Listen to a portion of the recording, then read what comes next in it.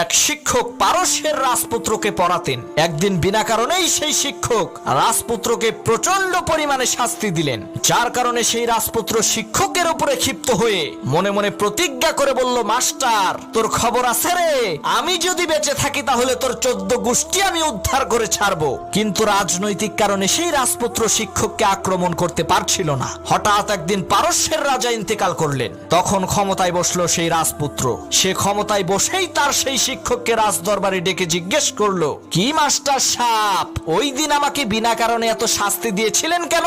তখন সেই শিক্ষক বলল, মহামান্বিত বাদশাহ, আমি জানতাম আপনি একদিন না একদিন এই পারস্যের রাজা হবেন, আর আপনি আপনার বাবার মতোই মানুষকে বিনা কারণে শাস্তি দিবেন। তাই আমি আপনাকে শুধু বুঝাতে চেয়েছিলাম, কারো উপরে যদি জুলুম করা হয় সে কতটা কষ্ট পায়। এই কষ্টটা উপলব্ধি করে আপনি যাতে মানুষের উপরে জুলুম নির্যাতন না করেন, মানুষকে যাতে ভালোবাসেন।